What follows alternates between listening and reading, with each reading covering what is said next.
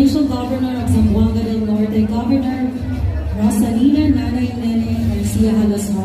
represented by Honorable Sushmi